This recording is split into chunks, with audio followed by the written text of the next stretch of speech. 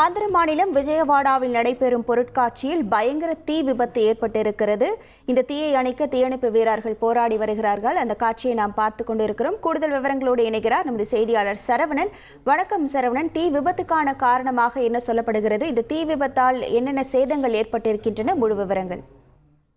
ஆந்திர மாநிலம் விஜயவாடாவில் உள்ள சித்தாரா பொருட்காட்சி மைதானத்தில் ஜலகண்டா எக்ஸிபிஷன் என்ற பெயரில் தற்போது பொருட்காட்சியானது கடந்த சில நாட்களாக நடைபெற்று வருகிறது. இந்நிலையில் இன்று மதியம் திடீரென ஒரு இடத்திலிருந்து தீப்பற்றி எரிய ஆரம்பித்தது.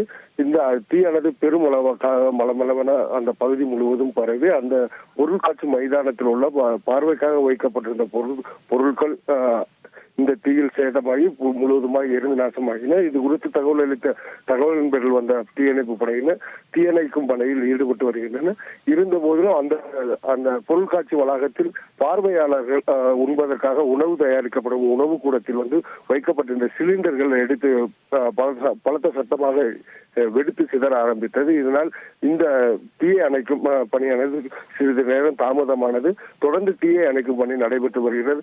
இந்த தீ விபத்தின் காரணமாக அப்பகுதி முழுவதும் போக்குவரத்து ஸ்தம்பித்து போக்குவரத்து சாலைகள் மாற்றப்பட்டு அழைக்கப்பட்டு வருகிறது. தொடர்ந்து தீயணைப்பு படையினர்கள் தீயை அணைத்து வருகின்றனர். இதில் கோடிக்கணக்கான ரூபாய் மதிப்பிலான பொருட்கள் சேதமடைந்துள்ளதாக தெரிய வந்துள்ளது.